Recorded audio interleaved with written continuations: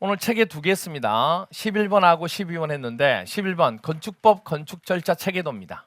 첫 번째 건축주가 계약을 했죠. 그리고 난 뒤에 뭐 하죠? 설계를 합니다. 그리고 허가를 받기 전에 사전결정한다고 얘기했죠.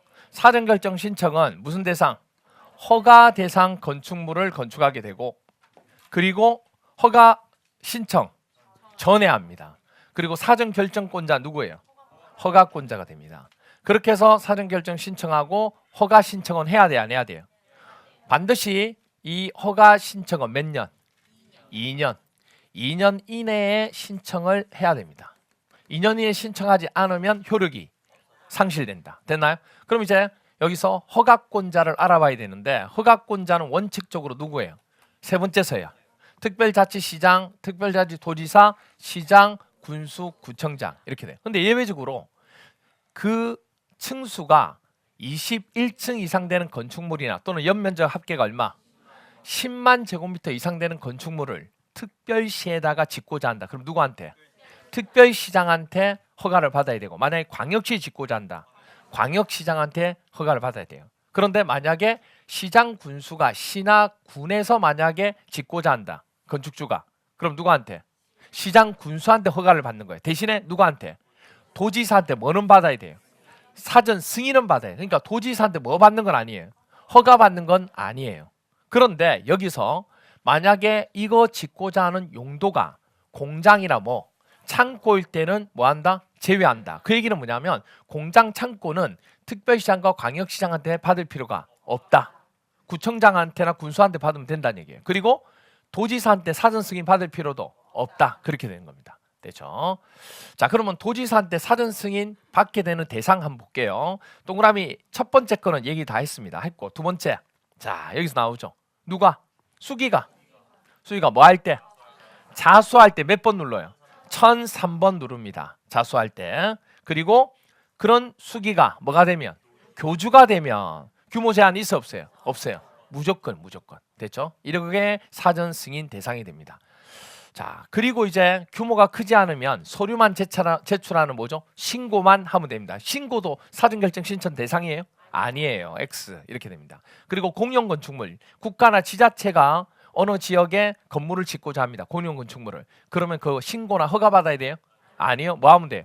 협의하면 허가 신고 받은 것으로 보는 겁니다. 그럼 이걸 가지고 이제 공사를 들어가면 되죠. 항상 건축법은 공사 들어갈 때 뭐 해야 돼요? 공사 신고, 착공 신고를 해야 돼요. 그래서 착공 신고를 건축주가 누구한테 합니까? 허가권자한테 합니다.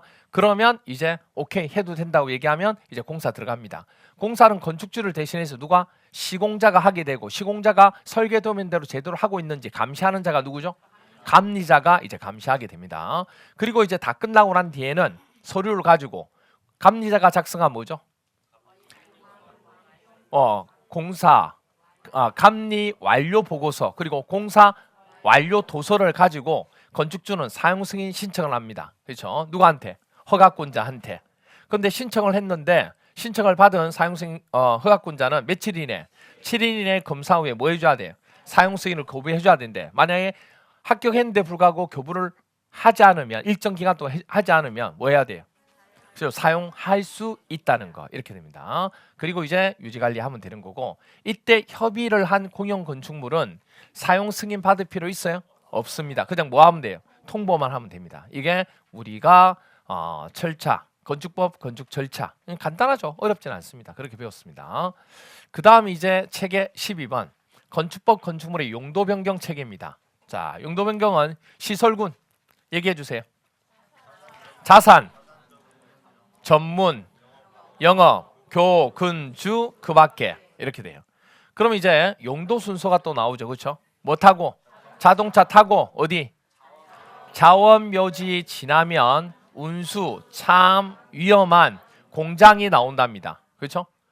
가면 뭐 있대요? 방송에서는 발전기가 있대요. 없어. 어디로 다시 가래요? 위락관 종문으로 가요. 위락관 종문. 위락관 종문 가면 누가 판대요? 운동하고 숙박하는 자가 판다 이렇게 돼요. 그렇죠? 판다. 이게 영업 센터입니다. 자, 누가 갖다 놔야 돼요? 의료노 교수야. 의료노 교수야. 어디로 갖다 달래요?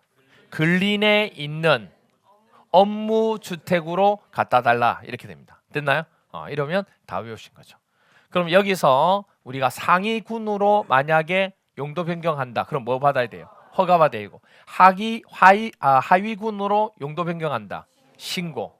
그리고 만약에 같은 군 안에서 용도 변경하면 건축물 대장 기재 내용 변경 신청만 하면 되는데 그 시설군 내에서도 같은 호끼리 바꿀 때는 이거조차도 할 필요가 없고 근린이 근린으로 바꿀 때도 할 필요가 없다. 제외. 이렇게 됩니다.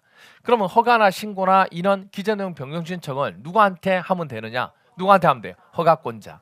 특별자치시장, 특별자치도지사, 시장, 구청장한테. 누구한테 할 필요는 없어요. 특별시장과 광역시장한테 할 필요는 없다. 됐나요? 오케이. 이게 오늘 우리가 해야 될 12분까지. 오늘 건 좀 간단하죠? 간단하지 않아요? 예.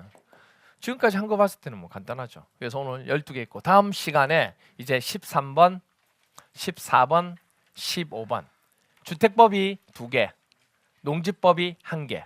농지법은 거의 책에만 설명을 드릴 겁니다. 책에만 설명드리면 농지법은 전체를 다 보는 거하고 똑같아요. 그래서 그렇게 설명드릴 겁니다. 다음 시간에 종강하도록 하겠습니다. 다음 주가 크리스마스 다음 날이죠. 다음 날 아니구나. 크리스마스 주간이죠. 예, 그러니까 다음 주 어디 가지 마시고 꼭 마무리하고 떠나시기 바랍니다. 아시겠죠? 그리고 어차피 다음 주 주말에 그거 있죠. 31일 날 콘서트 부분이 있기 때문에 콘서트라 오전에 즐기시고 떠나시기 바랍니다. 오케이, 오늘 여기까지 하도록 할게요. 수고했습니다.